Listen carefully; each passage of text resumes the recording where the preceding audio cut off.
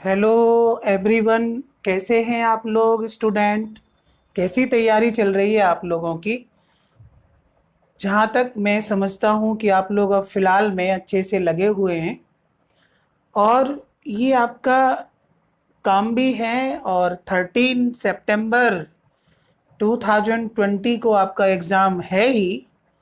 Roll number slip भी आपकी आ गई हैं, सेंटर अलॉट आपको हो चुके हैं। तो आप अच्छे से प्रिपरेशन को जारी रखें। और स्टूडेंट, आज का जो मेरा टॉपिक है वो नाइट्रोजन मेटाबॉलिज्म से ही रिलेटेड है। प्रीवियस क्लास के अंदर मैंने नाइट्रोजन मेटाबॉलिज्म को आपको बताया था और उसमें नाइट्रोजन साइकिल को एक्सप्लेन मैंने किया था। तो स्टूडेंट, आज मैं आपको जनरल इसके बारे में जल्दी से बता देता हूँ। इवन जो नाइट्रोजन साइकिल आप नेचर के अंदर स्टडी करते हैं, क्योंकि हमें पता है कि जो नाइट्रोजन है एटमॉस्फेयर में इसकी परसेंटेज सबसे ज्यादा मिलती है, that is the 78% nitrogen exist करती है। तो मेन रिजर्वोयर इसका एटमॉस्फेयर है, जबकि सॉइल के अंदर नाइट्रोजन ऑलवेज डेफिशिएंट बना रहता है, लिमिटेड न्यूट्रिएंट है नाइट्रोजन। अब इस एटमॉस्फेरिक नाइट्रोजन को अर्थ पर लाना होता है। इसके लिए नेचर ने पहले से ही कुछ ऑर्गेनिज्म को स्पेशली भेजा गया है, प्रोकैरियोट्स को यहाँ पे भेजा गया है। और प्रोकैरियोट्स के अंदर एक एंजाइम मशीनरी का यूज किया है, and that enzyme machinery is called as nitrogenase. Clear. और ये कुछ माइक्रोब्स में ही एग्जिस्ट करती है। तो यहाँ पर मैंने आपको बताया था कि नाइट्रोजन को जो एब्जॉर्व करते हैं, प्लांट एब्जॉर्व करते हैं, ठीक है। तो वो सॉइल से एब्जॉर्व करते हैं। तो सॉइल से एब्जॉर्व जनरली क्या है कि 3 फॉर्म में एब्जॉर्व करेंगे। अमोनिया के अंदर, नाइट्राइट आयन की फॉर्म में, और नाइट्रेट आयन की फॉर्म में। ठीक है। तो ये अमोनिया, नाइट्राइट, नाइट्रेट, ये नाइट्रोजन की यूजेबल फॉर्म है। और इन सभी फॉर्म को प्लांट क्या है, एब्जॉर्व करते हैं। प्लांट इनको एब्जॉर्व करेंगे तो प्लांट के बॉडी के अंदर मेटाबॉलिज्म कंट्रोल होगा, प्लांट के प्रोडक्ट में आएंगे। प्लांट्स पर एनिमल्स डिपेंड होते हैं, एनिमल्स की बॉडी में आएगी नाइट्रोजन। क्लियर। इसके बाद दोनों का क्या है, डेड एंड डिके होता है। ठीक है। डेथ होती है, प्लांट हो या एनिमल हो, या फिर इनका एक्सक्रीशन हो, उसका क्या है, dead and decaying microbes decomposition इसको करते हैं। और ओवरऑल यहाँ पर जो डेड ऑर्गेनिक मैटर बनता है, ठीक है, dead organic matter, dead organic matter, और ये डेड ऑर्गेनिक मैटर फिर further changed into the ammonia with the help of a special bacteria that is called as ammonifying bacteria, and this process is known as ammonification। ठीक है। Means इस dead organic matter के अंदर जो organic nitrogen है उसका conversion हो जाता है किसमें, अमोनिया में, with the help of ammonifying bacteria. Ammonifying bacteria student आपको 2 एग्जाम्पल यहाँ पे लर्न रखने हैं। एक एग्जाम्पल आपको याद रखना है, बेसिलस सबटिलिस, बेसिलस सबटिलिस। और दूसरा एग्जाम्पल आपको रखना है बेसिलस रेमोसस। ये दोनों अमोनिफाइंग क्या है, बैक्टीरिया हैं। Is it clear. तो इस तरीके से जो नाइट्रोजन की जो यूजेबल फॉर्म है जिनको प्लांट एब्जॉर्ब करते हैं वो क्या है, अमोनिया है, नाइट्राइट है, नाइट्रेट्स हैं। ठीक है। अब यहाँ सोर्स से नाइट्रोजन आ तो गई इन आयंस की फॉर्म में, लेकिन यहाँ कैसे आती है एटमॉस्फेयर में। तो एक प्रोसेस होती है स्टूडेंट कि ये जो तीनों फॉर्म है they convert into the nitrogen. ठीक है। मतलब यहाँ क्या है कि ये अमोनिया से, नाइट्राइट से, नाइट्रेट से नाइट्रोजन का removal with the help of a special bacteria that is called as a denitrifying bacteria, and that process is known as denitrification। तो denitrification की प्रोसेस यहाँ पे होती है। क्लियर। और इस डीनाइट्रिफिकेशन प्रोसेस में जो बैक्टीरिया काम करते हैं उसको 2 एग्जाम्पल आपको यहाँ पे याद रखने हैं। एक सूडोमोनास है, सूडोमोनास, और दूसरा थायोबेसिलस। थायोबेसिलस ये दोनों डीनाइट्रीफाइंग बैक्टीरिया हैं। इन बैक्टीरियाओं का रोल क्या है कि इन नाइट्रोजिनस कंपाउंड से नाइट्रोजन को फ्री करना। ठीक है, अब नाइट्रोजन फ्री होगी तो ये कहाँ पहुंचेगी, एटमॉस्फेयर के अंदर ये क्या है, पहुंच जाएगी। ठीक है, तो ये डीनाइट्रिफिकेशन की प्रोसेस है, इसको डीनाइट्रीफाइंग बैक्टीरिया परफॉर्म करते हैं। एक सूडोमोनास एग्जांपल आपको लर्न रखना है, एक थायोबेसिलस एग्जांपल आपको लर्न रखना है। इवन यदि आपको ऑप्शन में डीनाइट्रिफिकेंस स्पीसीज दिया हो तो आपको बिल्कुल घबराने की बात नहीं है। थायोबेसिलस डीनाइट्रिफिकेंस, सूडोमोनास डीनाइट्रिफिकेंस, ये भी आप कर सकते हैं। Is it clear?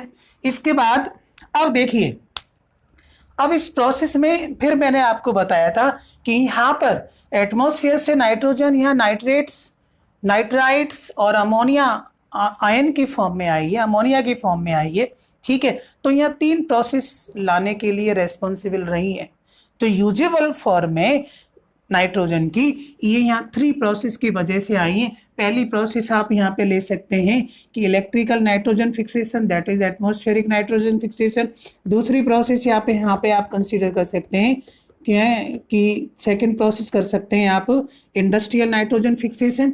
ठीक है, जिसमें हावर्स प्रोसेस को एक्सप्लेन किया था। थर्ड यहाँ पे बायोलॉजिकल नाइट्रोजन फिक्सेशन, जो माइक्रोब्स की हेल्प से स्पेशली होती है। क्लियर भाई? सीधा सा मतलब है कि the fixation of nitrogen, the fixation of nitrogen, ये the fixation of molecular nitrogen into ammonia with the help of micro organism is called as biological nitrogen fixation. तो स्टूडेंट अब आप हेडिंग यहाँ पे डाल लीजिए, क्योंकि ये 2 प्रोसेस तो मैं एक्सप्लेन पहले करा चुका हूँ। बायोलॉजिकल नाइट्रोजन फिक्सेशन के बारे में आप समझिए। तो as the name indicate biological nitrogen fixation, ठीक है, the process of fixation of molecular nitrogen into ammonia with the help of microbes is known as biological nitrogen fixation.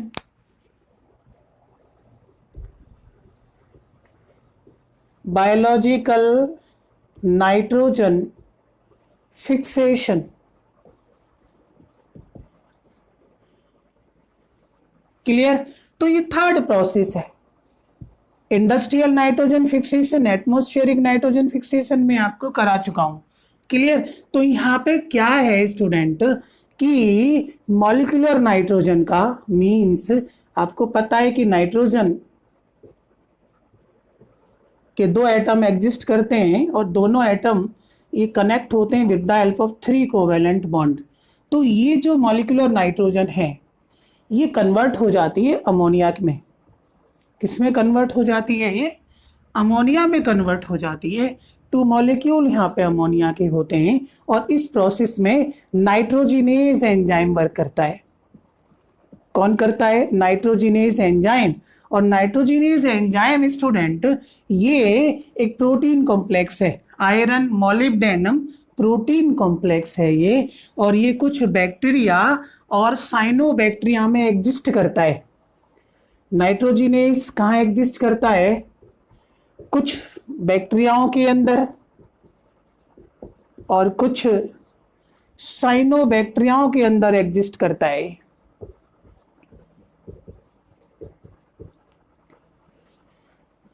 ठीक है, अब ये जो बैक्टीरिया हैं ये 2 फॉर्म में मिलते हैं, एक फ्री फॉर्म में और एक सिम्बायोटिक फॉर्म में। एक फ्री फॉर्म में और एक सिम्बायोटिक फॉर्म में। क्लियर?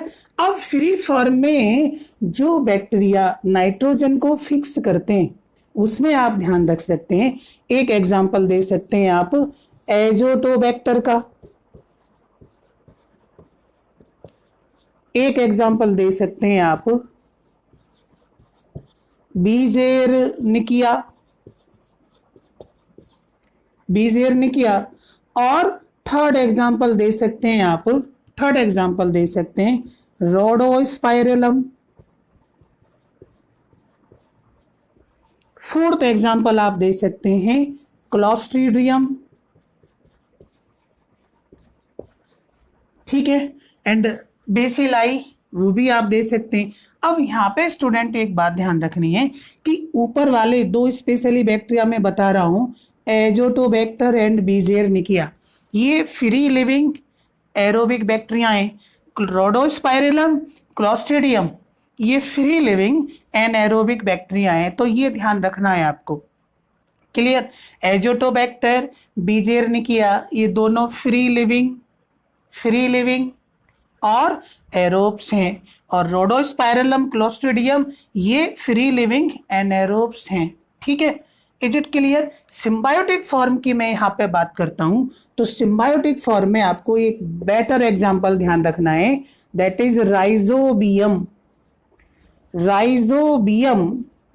लेग्यूमिनोसेरम, राइजोबियम लेग्यूमिनोसेरम, और ये एक रॉड शेप्ड बैक्टीरियम है। ये एक रॉड शेप्ड बैक्टीरियम है। इवन ये बड़ा स्पेसिफिक बैक्टीरिया है। ठीक है, दूसरा एक एग्जांपल और मैं दे दूं, फ्रैंकिया। दूसरा एग्जांपल है फ्रैंकिया। ठीक है ना? तो ये दोनों सिम्बायोटिक नाइट्रोजन फिक्सिंग बैक्टीरिया हैं। अब देखिए आप, राइजोबियम लेग्यूमिनोसेरम, ये सिम्बायोटिक एसोसिएशन में रहता है किसके साथ? Root nodules of leguminous plant. और ये फ्रैंकिया है कि it is also the symbiotic bacteria that exist in the root nodules of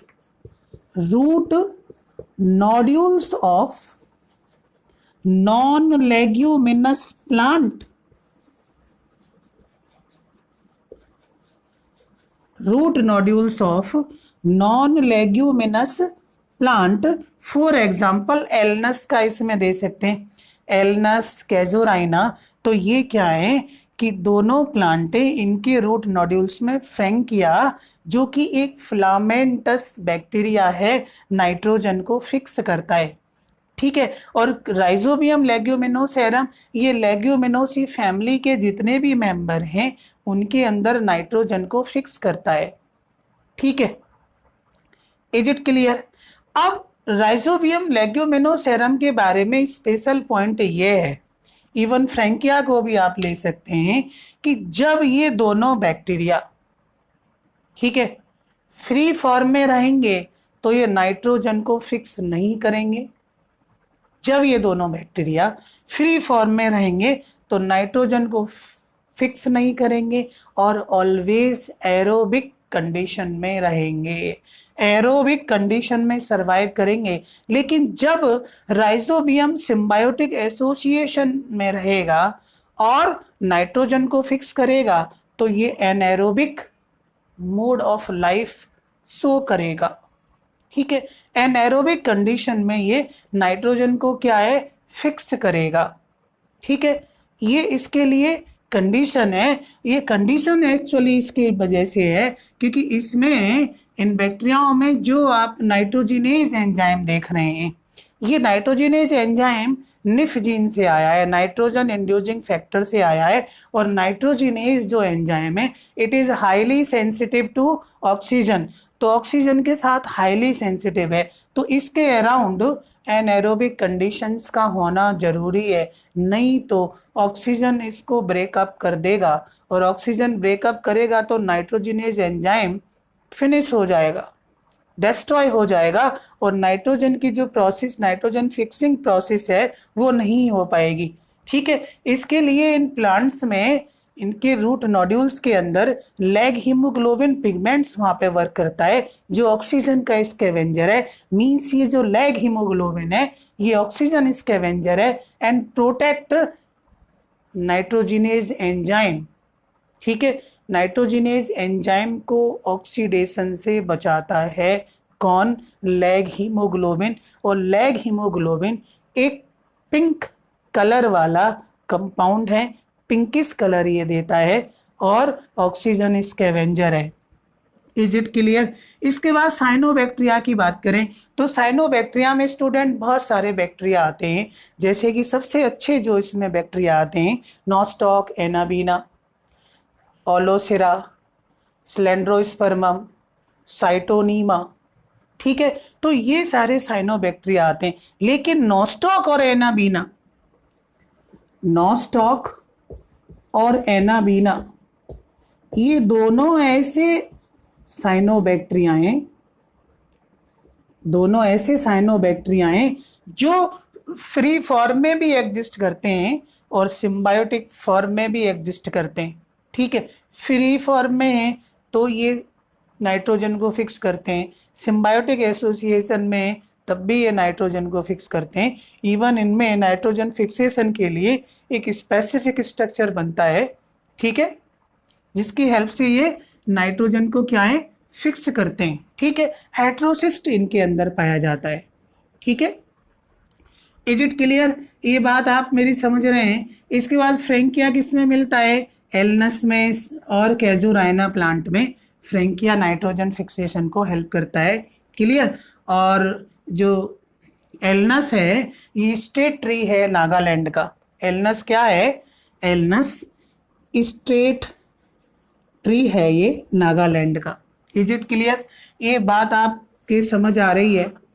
ठीक है, अब मैं एक्चुअल में नाइट्रोजन फिक्सेशन की प्रोसेस को स्टार्ट करूं तो सबसे पहले स्टूडेंट आपको समझना है नोड्यूल फॉर्मेशन, है ना, क्योंकि अब यहाँ पे डिटेल में जो हमें स्टडी करना है वो करना है कि nitrogen fixation by rhizobium लेग्यूमिनोसेरम।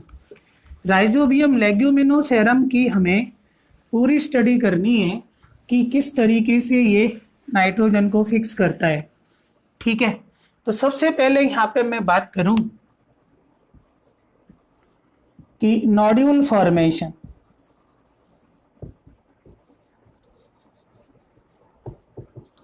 Nodule formation कैसे होता है? एक्चुअली में क्या है कि आपको पता है कि जनरली प्लांट्स की जो रूट्स हैं उनके अंदर रूट हेयर स्ट्रक्चर आप दिखा सकते हैं, रूट हेयर अराइज होते हैं।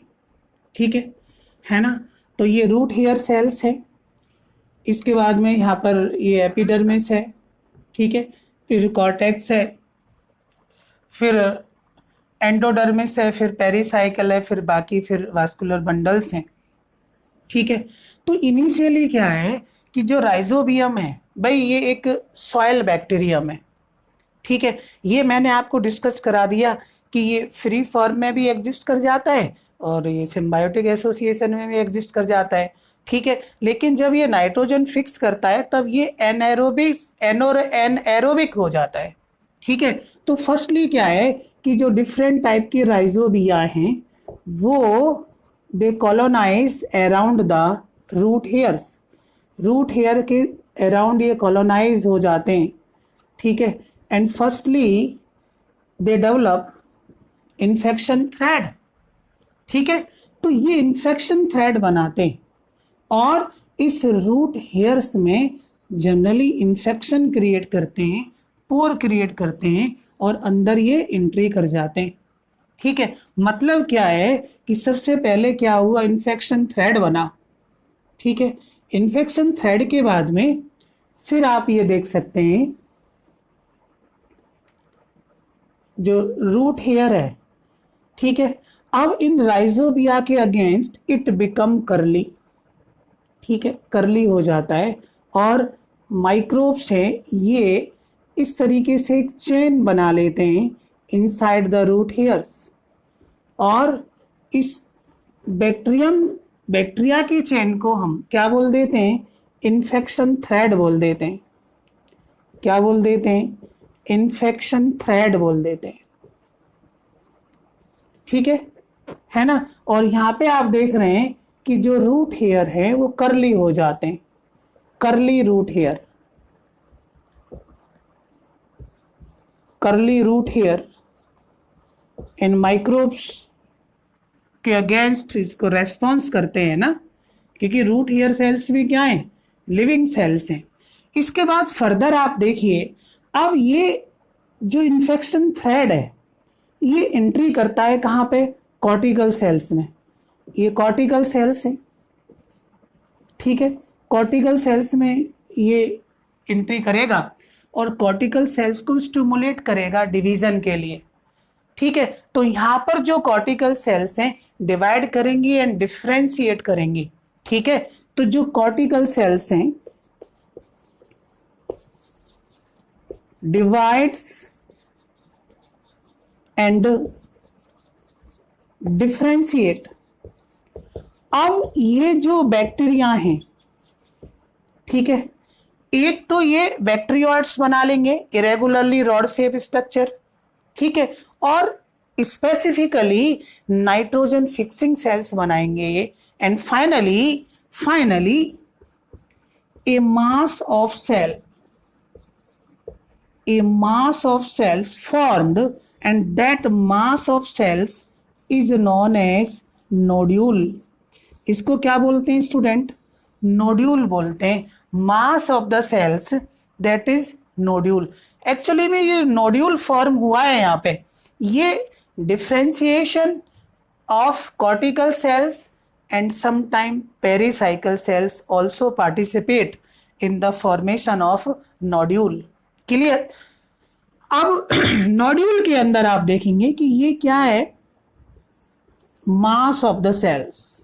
तो इस तरीके से ये ओवल स्ट्रक्चर बन जाता है और यही nodule that provide all required condition for nitrogen fixation. इस नोड्यूल के अंदर बैक्टीरियोइड्स एग्जिस्ट कर रहे हैं, ठीक है, इरेगुलरली रॉड शेप्ड बैक्टीरिया, ठीक है। दूसरा यहाँ पर लैग हीमोग्लोबिन भी सिंथेसाइज हो जाता है ना। लैग हीमोग्लोबिन भी कहाँ सिंथेसाइज हो जाता है, नोड्यूल्स के अंदर ही। और लैग हीमोग्लोबिन में आप ये समझ सकते हैं कि लैग हीमोग्लोबिन,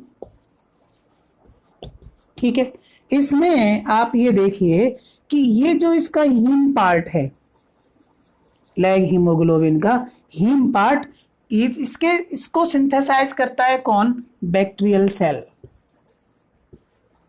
और ग्लोबिन पार्ट को सिंथेसाइज्ड होस्ट सेल करती है, ठीक है। तो एक्चुअली में लैग हीमोग्लोबिन भी दोनों के एसोसिएशन से ही डेवलप होने वाला एक पिंकिश कंपाउंड है। और ये रियलिटी में जो लैग हीमोग्लोबिन है ये ऑक्सीजन स्कैवेंजर है। क्या है, ऑक्सीजन स्कैवेंजर है। And that protect nitrogenase from oxidation, ठीक है। नाइट्रोजिनेज को ऑक्सीडेशन से क्या है, ये प्रिवेंट करता है, जिससे फर्दर नाइट्रोजन फिक्सेशन होती है। आप मेरी बात समझ रहे हैं। तो इस स्टेप में आप ऐसे जल्दी से समझ सकते हैं कि भाई सबसे पहले कि जो राइजोबिया हैं वो कॉलोनाइज होते हैं around root hair cells and finally they form infection thread. After that root hair become curly and infection thread enters into the cortical cells, where cortical cells become stimulated and divides and differentiate and give rise a mass of the cells, and that mass of cells is nodule, and nodule is the structure that provide all the required condition for nitrogen fixation। Is it clear. अब यहाँ nodule में आप देख रहे हैं कि lag haemoglobin भी exist करेगा और लैग हीमोग्लोबिन आप जानते हैं कि एक पिंकिश कंपाउंड है जो कि ऑक्सीजन स्कैवेंजर की तरह एक्ट करता है एंड नाइट्रोजिनेज एंजाइम को क्या है, ये प्रोटेक्ट करता है। Is it clear. क्लियर, ये बात आप समझ रहे हैं। इसके बाद में स्टूडेंट आपको एक बात और यहाँ पे समझनी है कि एक्चुअल में नाइट्रोजन फिक्सेशन क्या है।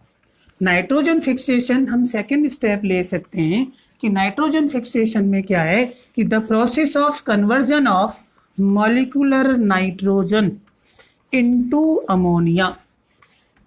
The process of fixation of molecular nitrogen into ammonia is known as nitrogen fixation. Clear है ना। तो मॉलिक्यूलर नाइट्रोजन ठीक है, को फिक्स मॉलिक्यूलर नाइट्रोजन फिक्स हो जाती है अमोनिया के अंदर। ठीक है, इसको नाइट्रोजन फिक्सेशन बोलते हैं। अब स्टूडेंट आपको एक बात और यहाँ पे समझनी है, क्या कि फर्दर जो रिक्वायर्ड कंडीशन है ना, रिक्वायर्ड कंडीशन में जैसे कि इसके लिए हाइड्रोजन एक्सेप्टर की हमें जरूरत होती है, हाइड्रोजन डोनर, हाइड्रोजन डोनर के लिए होस्ट सेल के बहुत सारे कंपाउंड हैं, पायरुविक एसिड भी हाइड्रोजन डोनर हो सकता है, ग्लूकोज भी हो सकता है, स्क्रोज भी हो सकता है, ये सब हाइड्रोजन डोनर होते हैं। इसके बाद में यहाँ पे फिर एक हमें यहाँ पर हमें एक कार्बनिक कंपाउंड्स की भी रिक्वायरमेंट होती है। ठीक है, कार्बनिक कंपाउंड भी क्या है, होस्ट सेल से ही दिया जाता है। ठीक है, इसके बाद में फिर हमें यहाँ पे एटीपी भी चाहिए, एटीपी, एटीपी जनरेशन। ठीक है, नाइट्रोजन फिक्सेशन के लिए भी हमें क्या है, एटीपी की भी जरूरत होगी। और ये एटीपी कहाँ से आएगी, ये होस्ट सेल से आएगी, एटीपी होस्ट सेल से आएगी ड्यूरिंग रेस्पिरेशन, ड्यूरिंग रेस्पिरेशन ये एटीपी मिलती है। क्लियर। और फाइनली जो इंटायर जो रिएक्शन है नाइट्रोजन मेटाबॉलिज्म का, नाइट्रोजन फिक्सेशन का, वो ये है कि नाइट्रोजन, ठीक है, nitrogen 8 proton plus 8 electron plus 16 ATP is equal to, it fix into ammonia means 2 molecule of ammonia, 16 ADP plus 16 inorganic phosphate and hydrogen क्योंकि इस प्रोसेस में क्या है कि इस नाइट्रोजन का रिडक्शन हुआ है। ठीक है, इस नाइट्रोजन को रिडक्ट किया गया है, इसका रिडक्शन हुआ है। ठीक है, इस नाइट्रोजन का क्या है, रिडक्शन हुआ है। और इस रिडक्शन के लिए हमें 3 जगह पर 2 हाइड्रोजन, 2 प्रोटॉन इसको दिए हैं। ठीक है, तो 6 तो यहाँ पे यूज हो जाएंगे और यहाँ पर फिर जो 2 प्रोटॉन 2 इलेक्ट्रॉन जो फ्री रहेंगे वो हाइड्रोजन की फॉर्म में यहाँ पर ऐड हो जाएंगे प्रोडक्ट साइड। ठीक है, तो ये समड अप रिएक्शन है नाइट्रोजन फिक्सेशन का। ठीक है, ये क्या है, समड अप रिएक्शन है। और इस रिएक्शन में जो एंजाइम काम कर रहा है that is called as nitrogenase. कौन सा एंजाइम काम कर रहा है यहाँ पे, नाइट्रोजिनेज एंजाइम यहाँ पे काम कर रहा है। Is it clear. अब स्टूडेंट इसको आप समझते हैं तो आपने देखा होगा कि ये नाइट्रोजिनेज एंजाइम है, इसकी 2 साइट होती है, ये that is the nitrogenase enzyme. It pick up the nitrogen molecule, one nitrogen molecule and second nitrogen atom, और दोनों नाइट्रोजन एटम ये 3 कोवेलेंट बॉन्ड से अटैच होते हैं। ठीक है, तो फर्स्टली क्या होगा कि यहाँ पे हाइड्रोजिनेज एंजाइम की हेल्प से, हाइड्रोजिनेज एंजाइम की हेल्प से 2 प्रोटॉन यहाँ पे ऐड होंगे। ठीक है, 2 प्रोटॉन ऐड होंगे मींस यहाँ पे जो 3 बॉन्ड है, एक बॉन्ड ब्रेकअप हो जाएगा और एक बॉन्ड के ब्रेकअप हो जाने से, एक बॉन्ड के ब्रेकअप हो जाने से क्या होगा कि नाइट्रोजन के जो एटम हैं इसके बीच 2 बॉन्ड रह जाएंगे और एक हाइड्रोजन एटम यहाँ पे जुड़ जाएंगे। ठीक है, सेकेंड स्टेप में फिर, सेकेंड स्टेप में क्या होगा, अगेन फिर 2 H आयन ऐड होंगे, अगेन फिर रिडक्शन होगा और यहाँ पर जो आप देख रहे हैं नाइट्रोजन का एक ही बॉन्ड रह जाएगा दोनों एटमों के बीच। ठीक है, एक बॉन्ड फिर यहाँ पे टूट जाएगा। ठीक है, और यहाँ पर H आयन एक H लग जाएगा नाइट्रोजन के साथ में। क्लियर। और थर्ड स्टेप में भी आप देख सकते हैं, थर्ड स्टेप में भी आप, ये नाइट्रोजिनेज एंजाइम है, थर्ड स्टेप में जो ये सिंगल बॉन्ड है ये भी ब्रेकअप हो जाएगा और यहाँ 3 हाइड्रोजन जुड़ जाएंगे और यहाँ पर नाइट्रोजन पूरी तरीके से रिड्यूस हो जाएगी अमोनिया में। तो एट लास्ट यहाँ पे क्या है, 2 मॉलिक्यूल अमोनिया के सिंथेसाइज हो जाएंगे। Is it clear? और ammonia you know that most stable product of nitrogen fixation. ठीक है, clearly after releasing the 2 molecules of ammonia, nitrogenase enzyme free and again pick up next nitrogen molecule. Clear? तो इस तरीके से ये entire जो nitrogen fixation है आप देख सकते हैं। ठीक है, अब मैं यहाँ पे बात करूं नेक्स्ट स्टेप की मैं बात करूं तो आप ये समझ सकते हैं कि एक अमोनिया को फिक्स करने के लिए 8 एटीपी की रिक्वायरमेंट होती है। ठीक है, और 2 अमोनिया मॉलिक्यूल्स को बनाने के लिए या फिक्स करने के लिए 16 एटीपी की रिक्वायरमेंट होती है। तो ये आपको पूरा ध्यान में रखना है। अब स्टूडेंट आगे आपको यहाँ थोड़ा सा देखिए कि नाइट्रोजन का जो मॉलिक्यूल है वो अमोनिया में फिक्स हो गया। ठीक है, अब क्या होगा फर्दर, नाइट्रिफिकेशन की प्रोसेस को आप देखिए। Next nitrification. नाइट्रिफिकेशन में सिंपली क्या है कि अमोनिया जैसे बनाए तो अमोनिया की फॉर्म में तो डायरेक्ट नाइट्रोजन एब्जॉर्ब नहीं होती है, इस अमोनिया का प्रोटोनेशन होता है और ये अमोनियम आयन में कन्वर्ट होता है। किस में कन्वर्ट होता है?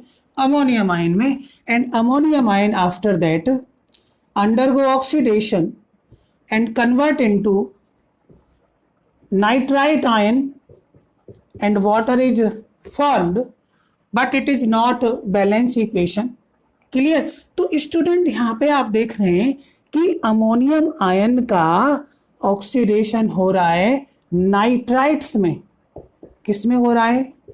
नाइट्राइट्स आयंस में। और इस प्रोसेस में जो माइक्रोब्स काम कर रहे हैं, ठीक है, वो जनरली 2 माइक्रोब्स यहाँ पे काम कर रहे हैं। एक का नाम है नाइट्रोसोमोनास और दूसरा है नाइट्रोकोकस। दूसरा कौन सा है? नाइट्रोकोकस। क्लियर? ठीक है, मीन्स हम ये कह सकते हैं कि the process of conversion of ammonium ion into nitrite ion with the help of special bacteria, and such bacteria are called as nitrifying bacteria. Clear?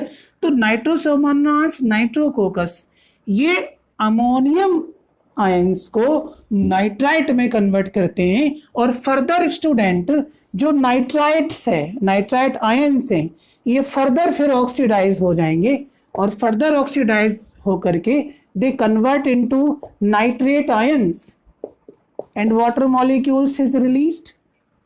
ठीक है, and this process is also takes place with the help of 2 microorganism. One is known as nitrobacter. One is known as nitrobacter and second is known as nitrocystis. Clear? ठीक है, और ये सभी क्या हैं?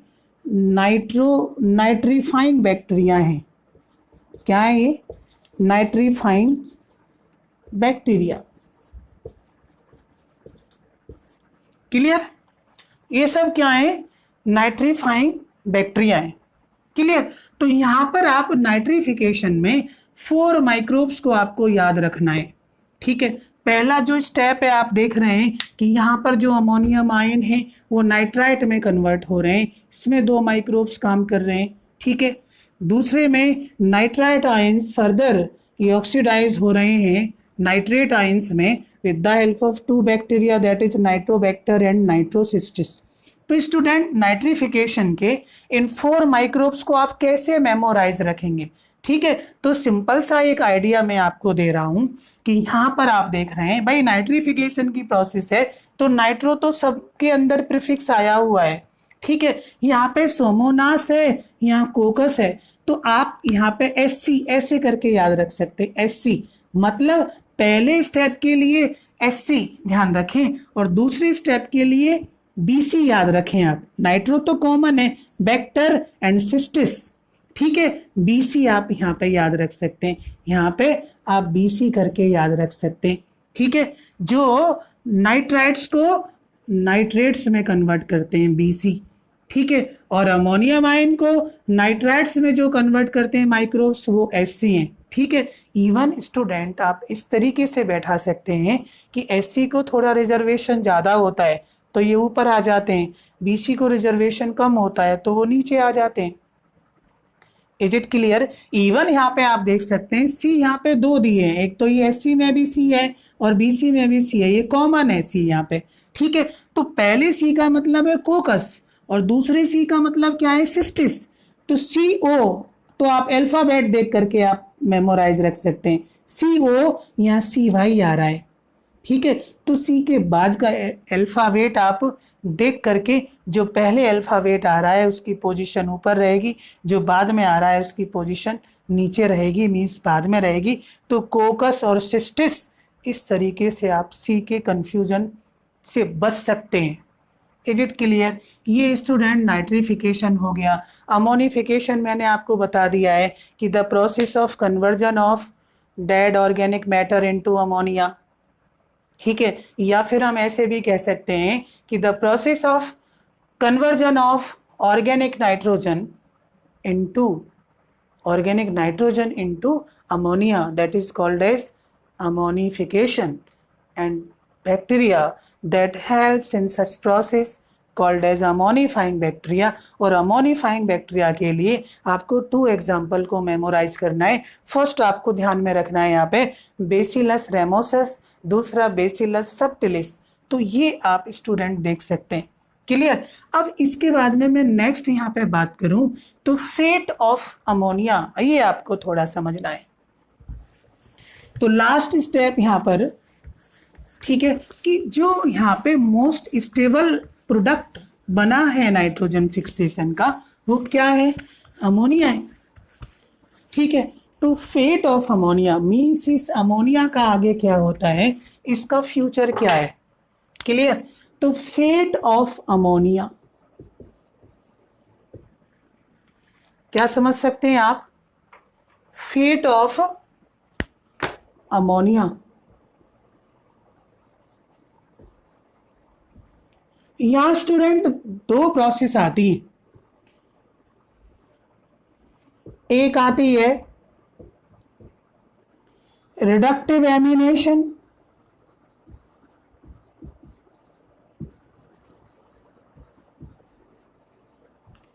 और एक प्रोसेस आती है यहां पर ट्रांसएमिनेशन।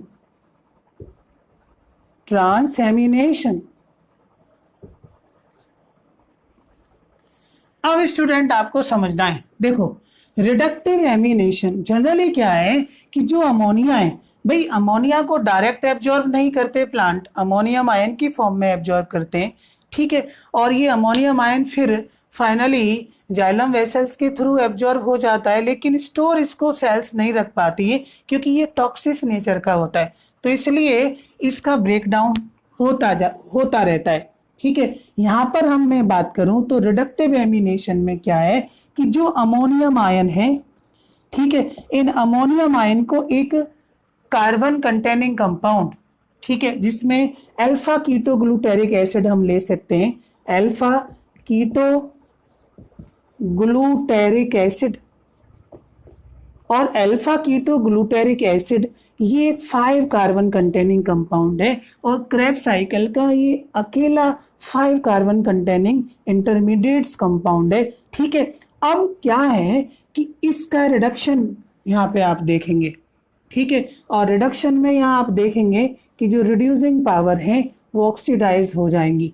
ठीक है। एंड फाइनली जो अल्फा कीटो ग्लूटेरिक एसिड है, after taking ammonium ions it convert into glutamic acid, it convert into glutamic acid, और साथ में फिर ठीक है यहाँ पे NADH,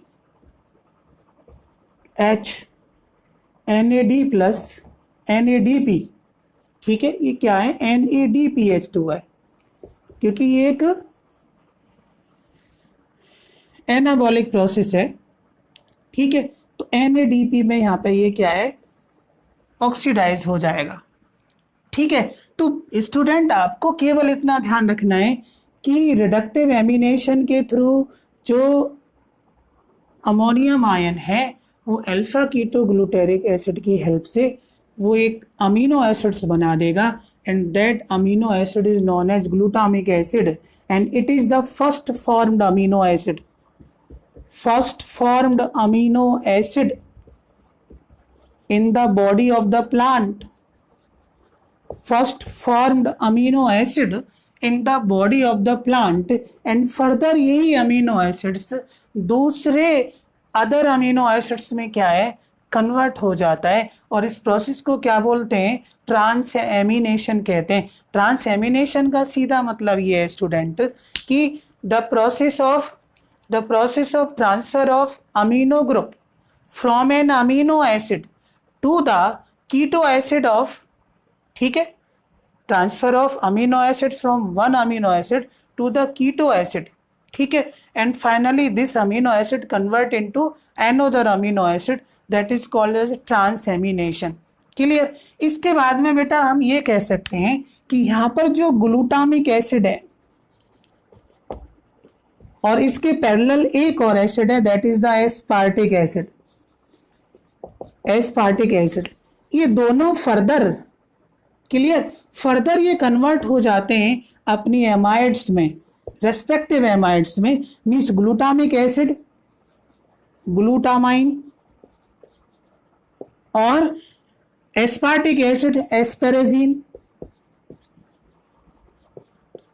ठीक है। और ये मोस्ट इंपॉर्टेंट एमाइड्स हैं, और एमाइड्स का स्टूडेंट आप ये ध्यान कर सकते हैं कि amides are those compound that have more nitrogen than amino acids. Clear.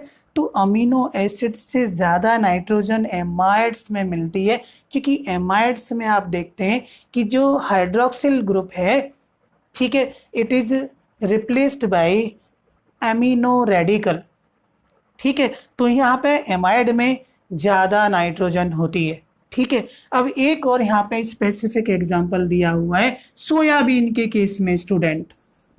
Soybean के केस में क्या है कि सोयाबीन के केस में स्पेशली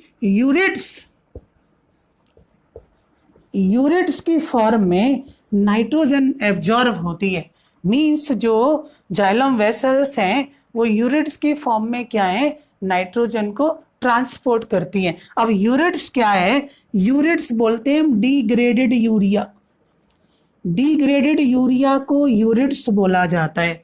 क्लियर। और यूरिट्स के बारे में हम ये कह सकते हैं कि यूरिट्स में नाइट्रोजन कार्बन रेशो ज़्यादा होता है अदर कंपाउंड्स से, ठीक है। तो they are also the rich source of nitrogen. Clear. तो यूरिट्स में नाइट्रोजन कार्बन रेशो क्या है, नाइट्रोजन कार्बन रेशो इसमें ज़्यादा होती है, ठीक है। तो सोयाबीन में जो नाइट्रोजन एब्जॉर्ब होती है वो यूरिट्स की फॉर्म में होती है, और यूरिट्स क्या है डिग्रेडेड यूरिया है।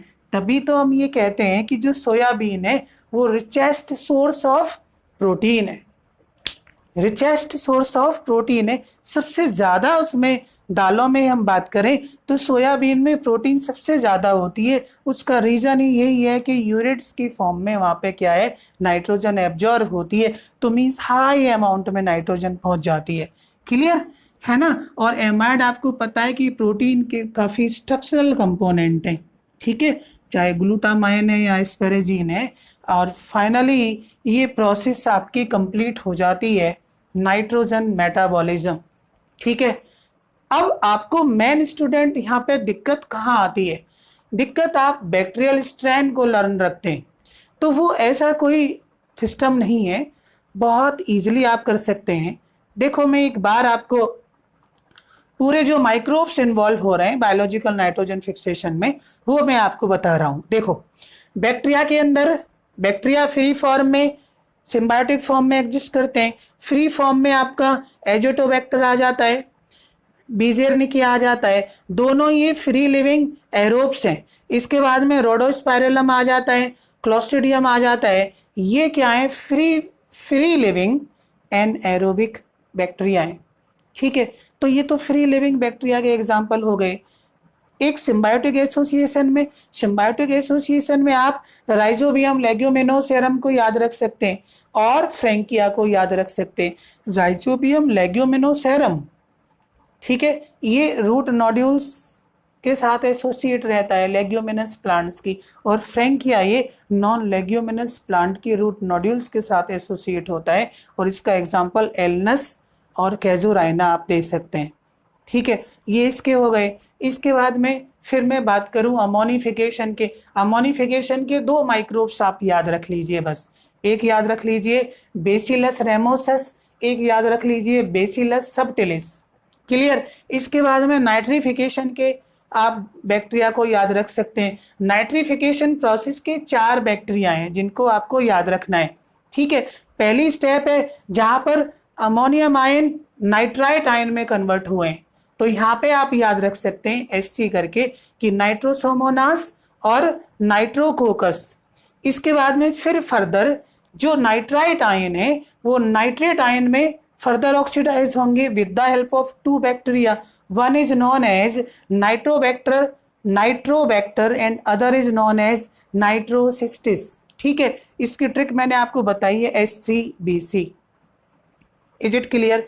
इसके बाद में डीनाइट्रीफाइंग बैक्टीरिया को आप याद रख सकते हैं। 2 बैक्टीरिया का एग्जांपल आप याद रख लीजिए, एक सूडोमोनास है और एक थायोबैसिलस डीनाइट्रीफिकेंस है। तो ये सारे माइक्रोब्स आपके लर्न हो गए। साइनोबैक्टीरिया में आ जाओ। साइनोबैक्टीरिया में बहुत सारे साइनोबैक्टीरिया हैं। ठीक है, और फर्स्ट ऑक्सीजन इवॉल्विंग ये ऑर्गेनिज्म है साइनोबैक्टीरिया। ठीक है, क्योंकि हमारी जो अर्ली लाइफ थी स्टूडेंट वो कैसे थी? Chemo heterotrophs. ठीक है ना? तो यहाँ पर आप ये ध्यान रख सकते हैं साइनोबैक्टीरिया में नोस्टॉक आ जाएगा, एनाबीना आ जाएगा, साइटोनीमा आ जाएगा, टोलिपोथ्रिक्स आ जाएगा, स्लेंड्रोस्पर्मम आ जाएगा, एलोसेरा आ जाएगा। ठीक है, अब यहाँ पे नोस्टॉक एनाबीना ऐसे साइनोबैक्टीरिया हैं जो फ्री लिविंग भी हैं और सिम्बायोटिक एसोसिएशन में भी एग्जिस्ट करते हैं। नोस्टॉक एनाबीना, ठीक है, बाकी अपना फ्री लिविंग नाइट्रोजन को क्या है? फिक्स करते हैं। Is it clear? ये सारे माइक्रोब्स हो गए। आप अच्छे से स्टूडेंट तैयारी करते रहें और आपको यदि अच्छा लगता है तो मेरे चैनल को आप सब्सक्राइब करवाएं, अपने साथियों को बताएं। और मैं ये कोशिश कर रहा हूँ, मुझे टाइम नहीं मिल पा रहा है एक्चुअली में स्टूडेंट, मैं इस टाइम इतना ज़्यादा बिजी चल रहा हूँ कि मैं ही जानता हूँ, और मेरा मन करता है कि ये थोड़ा सा क्रैश कोर्स है, इसको जल्दी से जल्दी आपको कराऊँ मैं। इवन जो बच्चे 11th में हैं उनके बिल्कुल ऊपर से जा रहा होगा ये, कोई बात नहीं है। जब मेरे रेगुलर लेक्चर आएंगे, क्लास वाले जो लेक्चर आएंगे बहुत आराम से, तो वहाँ पे क्या है कि स्टूडेंट बहुत अच्छे से बताया जाता है और इसमें तो बहुत जल्दीबाजी होती है। ठीक है, एक टाइमली हमें अपने चैप्टर को फिनिश करना होता है, तो आप अच्छे से पढ़ते रहें और आप मन लगा के काम करते रहें बस। 11th में हैं आप, 12th में, या आप रिपीटर हैं, ठीक है, सभी आप इसका एंजॉय लीजिए स्टूडेंट। और फिर मैं आपसे कहता हूं कि all the best student, see you again.